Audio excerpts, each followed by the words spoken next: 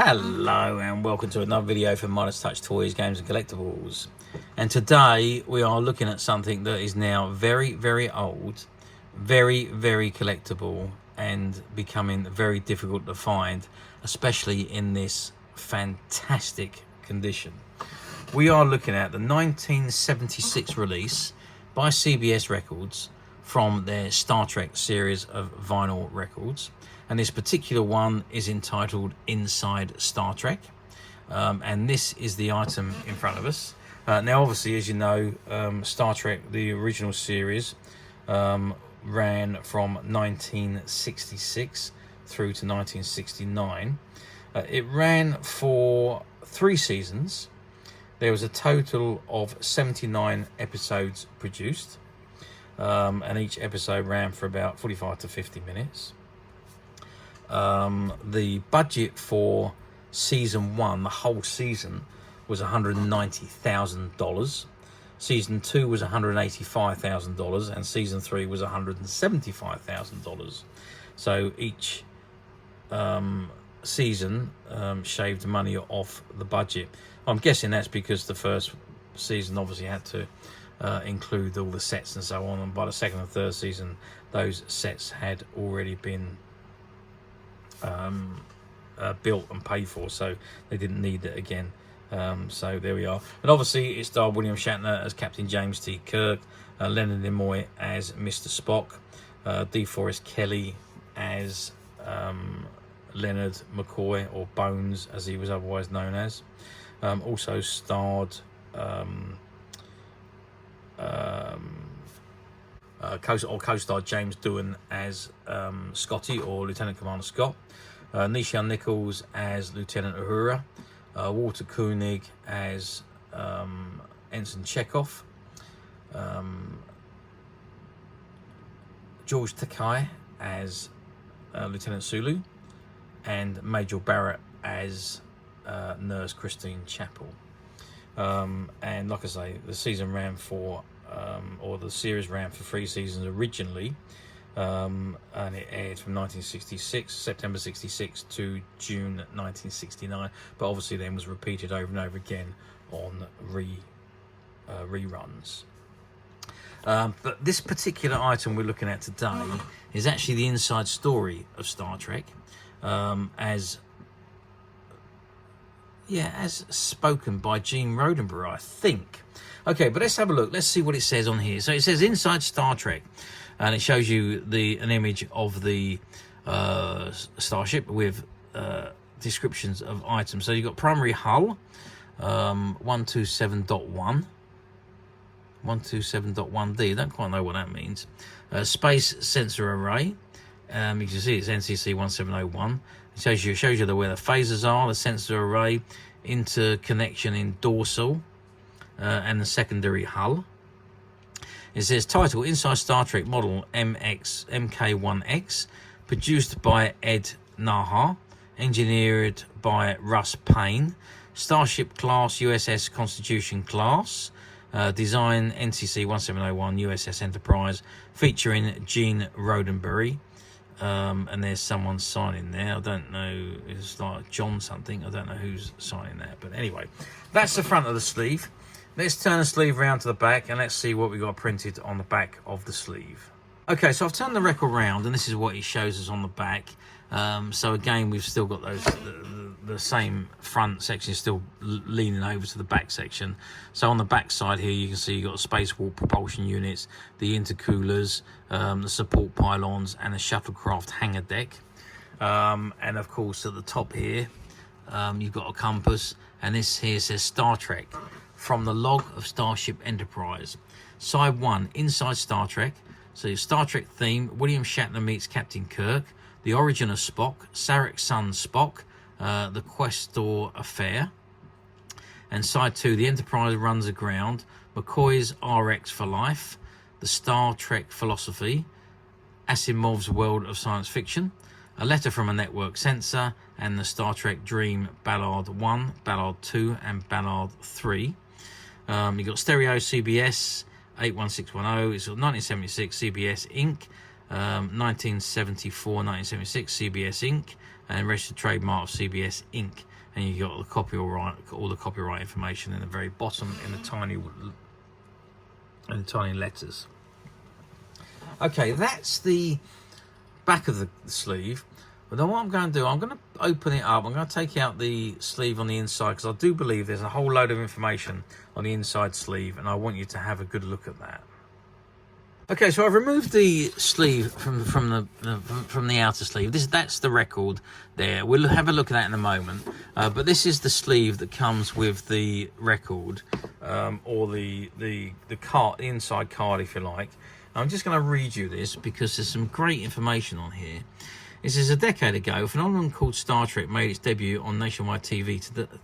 Today, countless reruns later, Star Trek still holds millions of fans in its spell, spinning epic tales of space-age heroics and idealism with delightful abandon. It's not too surprising to find out that the wondrous 23rd century galaxies inhabited by the USS Enterprise and her crew were concocted by an equally wondrous 20th century human named Gene Roddenberry. As creator and producer of Star Trek, Gene invented an interplanetary family of characters that breached the gap of space and time, touching Trekkies throughout the world with mountains of compassion and understanding. From the pen of Gene Roddenberry leapt Captain James T. Kirk, the commander of the Enterprise, who mixed swashbuckling with brotherhood, Vulcan Mr. Spock, the totally logical half-breed, who proved that being different need not to be detrimental, Dr. Leonard Bones McCoy, Lieutenant Uhura, Scotty, Mr. Sulu, Chekhov, all members of one of the finest crews ever assembled in cellular fiction, all brainchilds of Gene Roddenberry. But now, with Star Trek in rerun heaven, what has befallen this intrepid crew? In what galaxy does the Enterprise glide? Are all the questions concerning the world of Star Trek doomed to remain unanswered? On Inside Star Trek, creator Gene Roddenberry reveals the behind-the-scenes story of his legendary TV show for the very first time. Here, in Gene's own words and those of the Enterprise top guns, never before revealed tales concerning the origins, the series, and its place in the history of science fiction. What was Spock's childhood like? What was there really a feud between Star Trek's two stars? When did network executives start to invade Federation territory? How did struggles with TV censors affect the USS Enterprise, her crew, and the planets around her? Why was Star Trek taken off the air? What was the philosophy behind the show? How did Kirk's personality affect William Shatner? Just what is science fiction? These are but a few of the topics explored on Inside Star Trek. True to futuristic fantasy form, the making of Gene Roddenberry's album has almost as exciting as the making of his series. For a few precious hours, ordinary recording studios in New York and Los Angeles were transported to another dimension as the presence of some of sci-fi's most recognizable faces filled the microphones with wonderment, the wonderment you are about to hear. A relaxed William Shatner magically transforms himself into Captain Kirk once again as he and Gene discuss the golden days of the Enterprise from the Captain's Bridge. DeForest Kelly delves into Dr. McCoy's black bag, coming up with some new twists on the Star Trek formula. Isaac Asimov, author of the Foundation trilogy, I, Robot and the Gods Themselves, lays down the groundwork of good science fiction and whatever sci-fi writers should know. Actor Mark Lenard makes his Vulcan presence felt, revealing the hidden truth about the birth of half-human Spock, as only Spock's father, Ambassador Sarek, could. And what about Gene Roddenberry? Well, simply, he is the wizard that conjured up the record sorcery you now hold in your hand. Come and join him inside Star Trek, a long-playing fantasy world where truly no man has gone before. And then we've got Gene Roddenberry, the creator and executive producer of Star Trek. Gene Roddenberry has maintained a long-time interest in both science fiction and television. In the mid-40s, Gene was a pilot for Pan American Airways, who would occasionally submit material to Flyer Oriental magazines. He moved to Los Angeles in 1949, figuring that the then new medium of television would be needing writers. It did, but not Gene Roddenberry, at least not for the moment. He took a job as a policeman to support himself and his family while waiting for the writing to pay for itself. His first script was in 1951. A year later, he wrote the first science fiction script, the script Defense of 117, which was aired on the Chevron Theatre. Not many years passed before Gene was named head writer on Have Gun Will Travel, having won a Writers Guild Award for an epic episode of the series. His freelancing continued, with Roddenberry's scripts appearing on programs including Naked City, Dr. Kildare, Kaiser, Aluminium Hour, and the Four Star Theatre. He created and was the made producer of The Lieutenant in 1963, and he began work later that year on what would become Star Trek. Gene is married to Majel Barrett, the actress whose roles included that of Nurse Chapel for Star Trek's 3 seasons. Following Star Trek's first run, Gene has written and produced several TV movies and wrote the feature film Pretty Maids All in a Row. Credits. Recorded at CBS Studios, New York, United Western Studios, Los Angeles. Thanks to William Shatner, Isaac Asimov, Mark Leonard, DeForest Kelley, Kip Webster, and the Rochester Institute of Technology, College Union, Bruce Landville, Doug Grainster, Lynn Sadler, Ken Sassimo, Bob Mason, Don DeVito, Russ Payne, Majel and Rod, and Pat Hill. Special thanks to Susan Sackett and Mickey Eacher. Star Trek theme composed by Gene Roddenberry. A Courage, arranged and conducted by Charles Salio. Ballard, produced by Don DeVito. Engineers extraordinaire: Bob Scope, Stan Tonkel, Pete Durow, George Bell, Vladimir Miller, and Don Young. For free Star Trek catalogue, right to Lincoln Enterprises, Box 38429, Hollywood, California 90038. Design John Key, art direction Ron Coro, and photography Fred Valentine. 1976, CBS Inc. I should think a lot of those people are still around now. That's 1976. We're nearly 50 years, 50 years on. From that particular time. Well, that 1976 was the time of the record was made, but 10 years prior to that, so we're almost 60 years on from when Star Trek was actually made, so I wouldn't imagine a lot of those people are still alive. Anyway, let's turn this over, because there's a whole load of more information on this side. Isaac Asimov is very likely the foremost writer on scientific matters ever. He is the author of nearly 150 books and countless articles covering all aspects of science, and a few that cover philosophy and literature matters as well. He is also one of the best known writers of speculative fiction.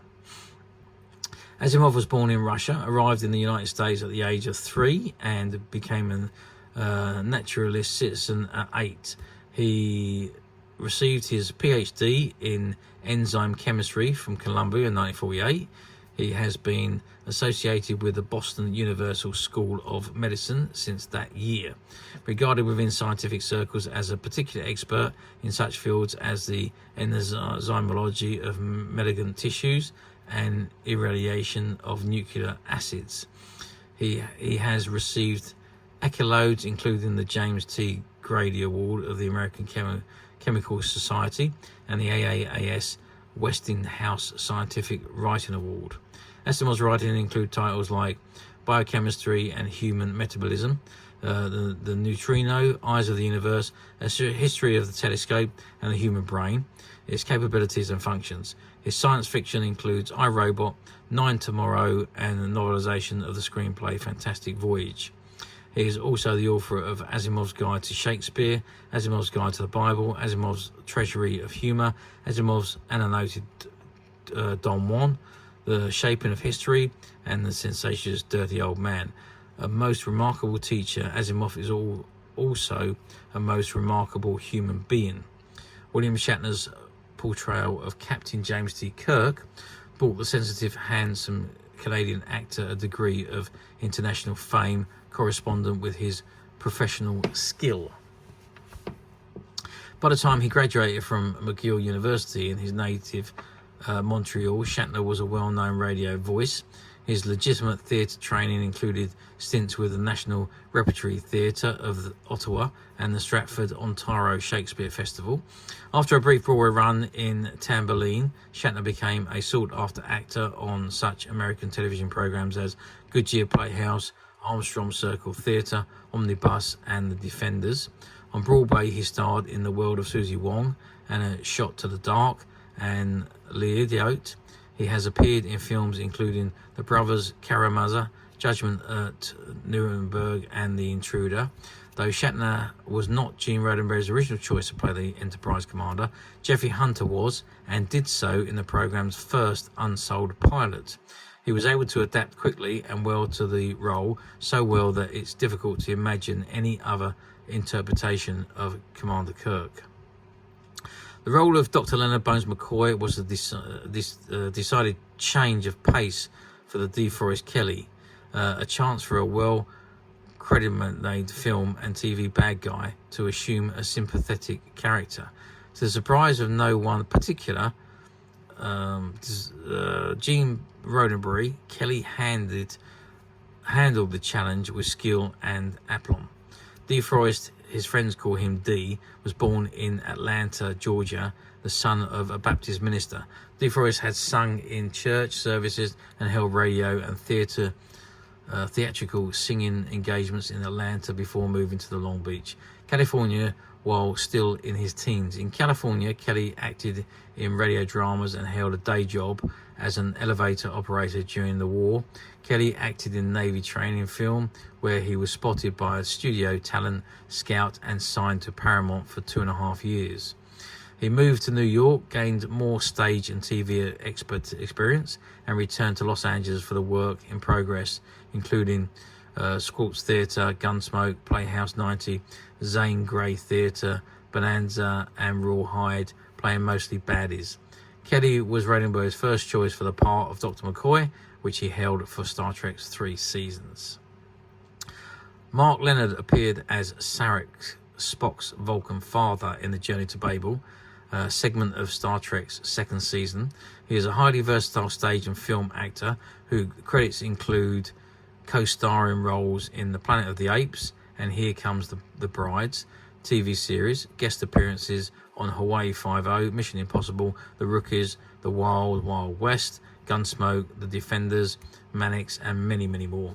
On Broadway, Mark appeared in shows including Gideon with Frederick March, Much Ado About Anything with John Gielgud, and several others. He was seen in The Greatest Story Ever Told, Hang 'em High, Outraged, The Power and the Glory, and in Woody Allen's upcoming film Untitled. Mark was narrator of the extremely successful 6-hour TV drama QBV2. There we are, and there's images of those people: Isaac Asimov, William Shatner, DeForest Kelley, and Mark Lenard. And I happen to know the only one of those still currently alive and breathing is William Shatner. Okay, that is the information on Steve. I hope you enjoyed me reading that to you. I think it's some great information there from some time ago. And then we have, of course, the vinyl record itself. I'm just going to remove it from the sleeve so we can have a look at it, and you can see it is in pretty much pristine condition. CBS Inside Star Trek, and you've got, this is side 1, Inside Star Trek, theme from Star Trek, William Shatner Meets Captain Kirk, The Origins of Spock, Sarek's son Spock, and The Question Affair. These are 33.5 RPM. And if we turn it around to the B-side, you've got The Enterprise Runs Around, McCoy's RX for Life, The Star Trek Philosophy, Asimov's World of Science Fiction, A Letter from a Network Censor, The Star Trek Dream, and Ballad 1, Ballad 2, and Ballad 3. Okay, that is the album, the record, the vinyl, whatever you like to call it. I'm just going to pop it back down on there so it doesn't fall down and get damaged at all. And we have the sleeve, and of course we have all that extra information that comes with it. Okay, how well did this particular record do back in the day? Well, I'm sure back in the day this record would have sold quite a few. I don't know if it was that particular popular as a music album would be, but for me, there's just so much information in here. It's even now it's worth buying just to listen to this record. There's so much going on in it, so much inside information.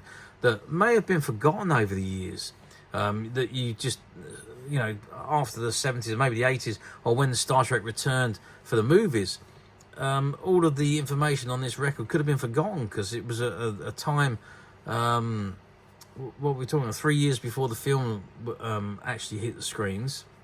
So quite a time. I dare say maybe part of this was the reason why Star Trek returned to the screen, other than obviously seeing what Star Wars had done.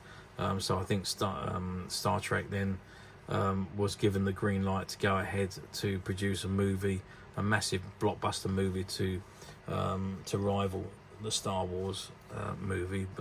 And then they went ahead and the rest is history. Star Trek: The Motion Picture was born and appeared on the screen, although not the best of movies, that one.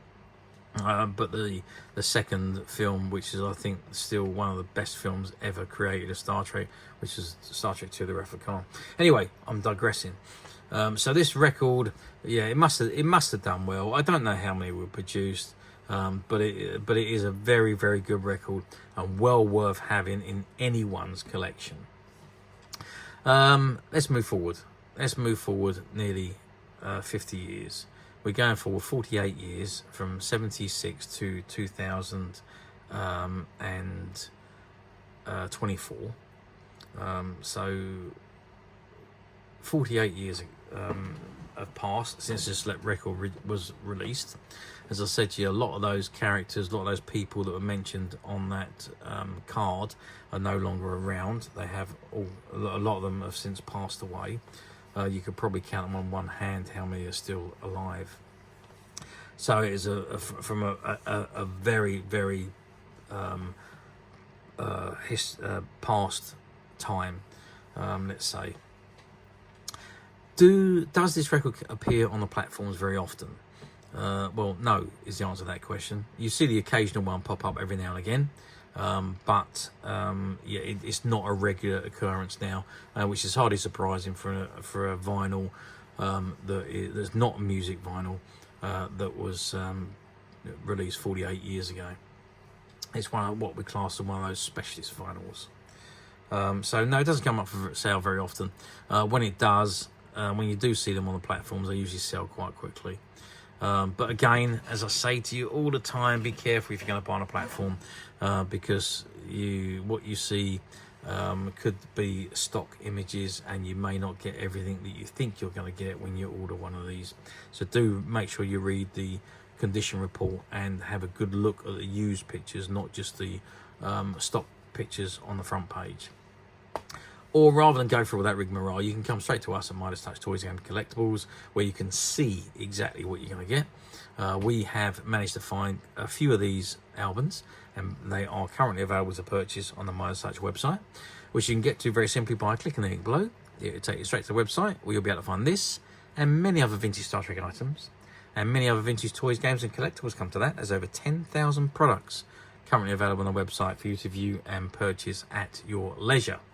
And don't forget to hit the subscribe button, because we're uploading videos for every new item that goes into the website. There will be something for everybody, and I am absolutely positive that this is something that you're not going to want to miss, because we literally have thousands and thousands of new items which we're shooting videos for and uploading on a daily basis. So if there's something in particular you're looking for, something old that you never been able to find, something quirky you might want to buy for a friend, or perhaps just something from your childhood that you like to own again to help you recuperate those long lost childhood memories, well, stay tuned, keep watching, because you never know the next item we upload could be that item you've been looking for. Okay, that is it for me on this particular item. I do hope you've enjoyed reviewing this wonderful, wonderful old record with me. Thank you for watching, and we'll see you again next video. So bye for now.